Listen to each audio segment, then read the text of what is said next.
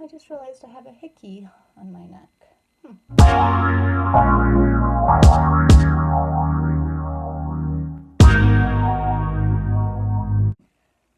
Hey, I just got back from biking to the park and then to get donuts with my kids, so I'm a little flushed. But I wanted to make you guys a video. So I have just gotten back from Boulder, Utah with my family. We went there for 5 nights and we go down there 4 or 5 times a year. My husband's best friend lives down there. And so when we go down there, we stay at their house and my husband drinks with his friends and there's no other kids and we do some hiking. It's fun, but I always feel a little uncomfortable because they're not my close friends and there's a lot of drinking. I don't drink and there's no other kids, so I always feel like I'm very much on babysitter mode. This trip was a little extra difficult because I'm not using my eating disorder to give me comfort and control. And they're moving houses, so right now they're staying in like this shanty that I'm not familiar with, so it's just one more thing that makes me uncomfortable. So what I'm going to do is I'm going to share with you guys a little clip I made while I'm down there, and then I'm going to reflect on that clip, and then the rest of the video I'll share some of our adventures we had in like a little family vlog thing. Okay, here is the clip. Hey, so I am in the desert. And I just wanted to hop on and talk to you guys for a little bit.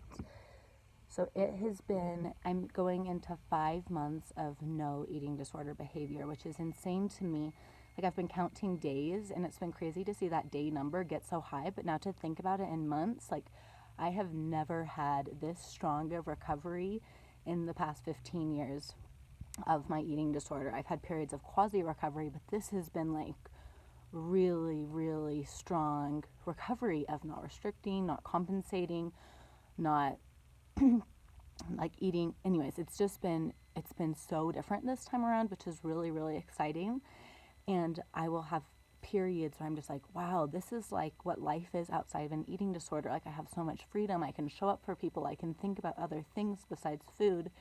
But then I'll have like a setback. So I'm in Boulder, and one thing I've always talked about a lot, especially on this channel is one thing that has helped me so much is realizing that I can't restrict in any way. I can't physically restrict, meaning I can't label foods good and bad and not eat certain foods and try to keep my calories low. Like I can't do that at all. And I also can't mentally restrict. So I can't say I'm going to eat this brownie, but I'm going to think about restricting the next day, or I'm going to over exercise, or I'm going to throw up, or I'm going to do something to make up for that food that I've labeled bad and that I'm mentally not allowing myself to enjoy. And so on a general level, I've stopped doing that, but I'm realizing that as I get more healthy, my eating disorder is migrating into like less obvious ways of thinking about it. And it's like quieter voices that I don't hear as much. But yesterday I just heard them so much. Yesterday we were eating a lot. Like I was really hungry. And I had like 4 snacks and breakfast before like 11. And in my head it was like, well, you had your breakfast and then now you've already had 3 different snacks. So I guess you just won't have snacks for the rest of the day. And then that will like take the place of your snacks.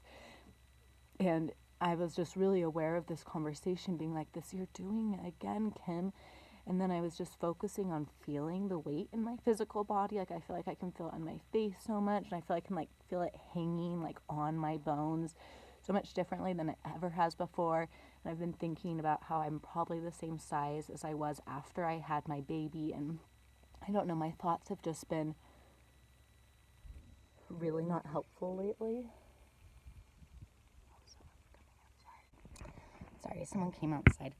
So I've been reminding myself that I like instant gratification. I like to be able to make 1 or 2 changes or decisions and then having this huge evolution, this huge revolution, like this 180-degree turnaround and being like, now things are totally different.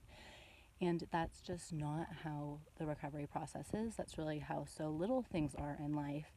It's all of these little micro steps that lead to massive change. But it's a very slow process, and it's a process, it's not a destination. So I have to keep reminding myself, like, you have to take opposite action. If I feel like I can't eat the food, if I start to be like I've eaten too much already, I can't eat more, I have to like intentionally eat more than I want to. I have to like deprogram those parts of my brain that are still so hardwired that my worth is based on my weight and my size. And it's just been a lot of work. And I know recovery process isn't easy, but and then I feel bad because like things are so much better, and I don't want other people to think that it's not worth it to recover, because there are these hard days. And it is so true that a hard day in recovery is so much better than like hard days in the eating disorder, especially when I was trying to recover but I could never do it. Like that was fucking hell. Just these, anyways, I don't really know what I'm saying. So I just wanted to check in with you guys and let you know.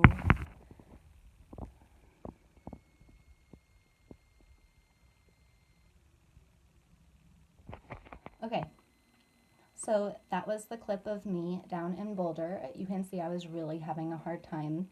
I cried so much. I felt so uncomfortable.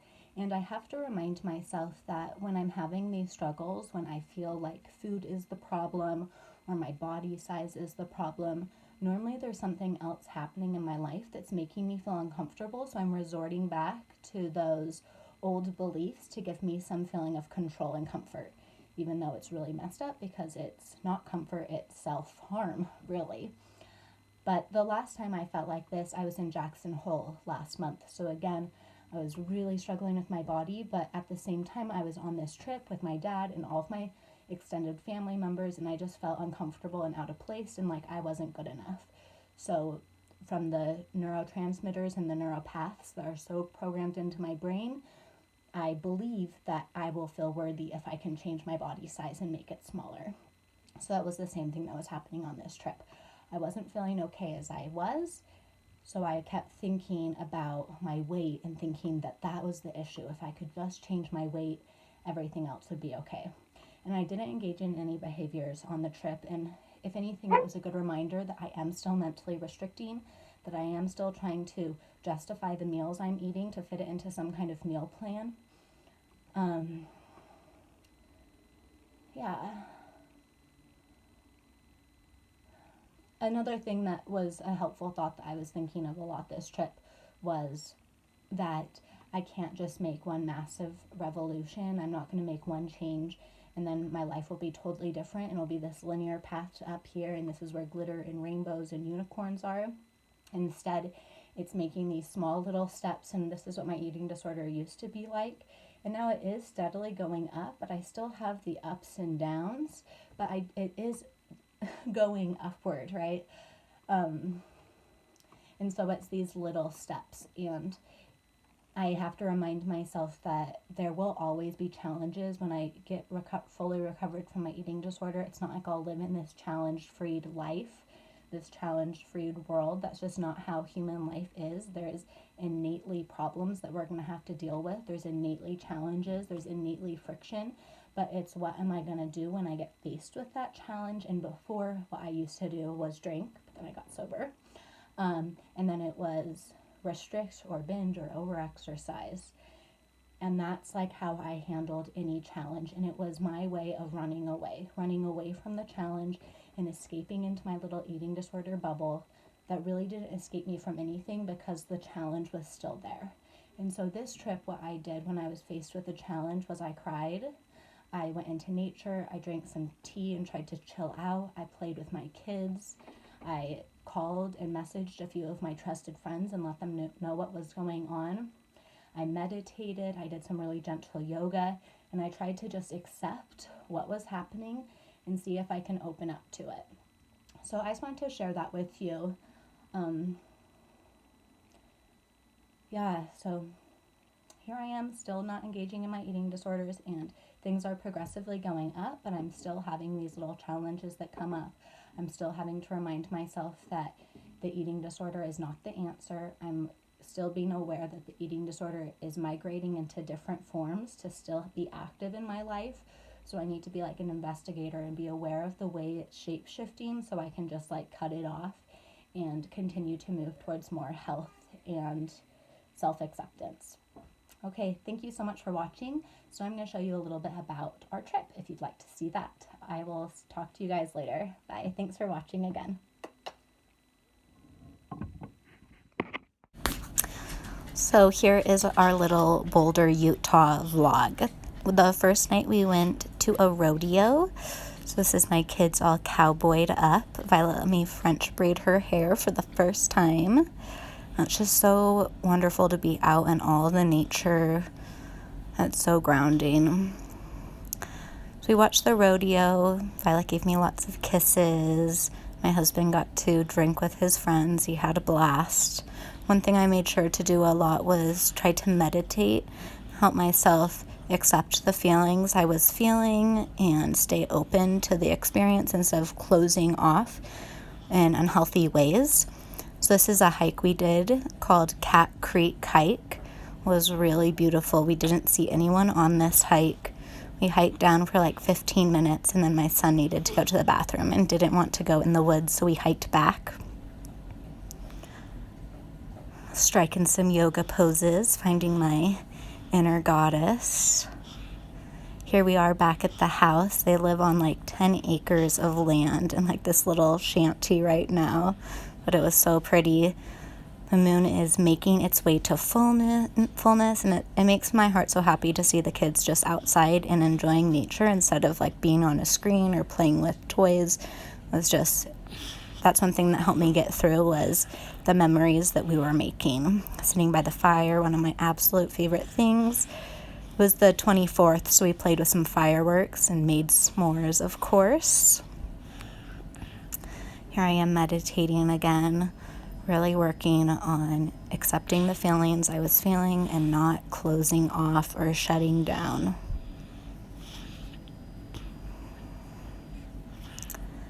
My husband is really into shooting guns, so we went to this quiet place where you're allowed to shoot guns, and I shot a gun for the first time. And my husband and his friend shot a lot, and I played with the kids. We stacked rocks and threw rocks and found bugs and smelled flowers and just enjoyed being out in the nature.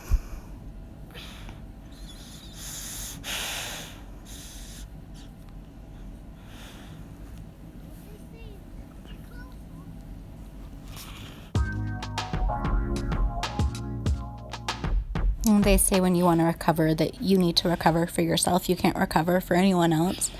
And that's true. I really want to recover for myself, but a huge motivating factor is my kids. I want them to have a mom that is present and can play and that isn't always thinking about food or trying to escape the moment or numbing herself out with food or beating herself up in her head about the food she ate and just not being present and passing those on to my kids. Yes, that just really helps me. This day we went to the river. Sage, have you looked under the water yet? Canyon. It was so much fun. There's these little pockets of water. Our dog kept running on the rock and then would fall into the pockets of water, which was pretty hilarious.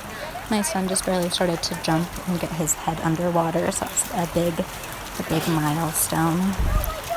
It's so healing to be in the mountains. I often think what my life would be like if I lived isolated in the mountains and didn't know anyone else and wasn't exposed to society. Like, I would not have an eating disorder because that's such a society thing. I probably wouldn't even think about my body besides the fact that it helps me do the stuff I need to do. And I'd probably really only think about it if it got injured. And so we did some arts and crafts. My son is now obsessed with picking up any bug he can find, which is slightly terrifying. I think I'm going to see him pick up a scorpion, but that hasn't happened yet. So here he is, so proud of his little skink bug. If you made it this far in the video, thank you so much for watching. Hope you're having a good day. Let me know if you have any questions or if there's anything I can help you with. Bye.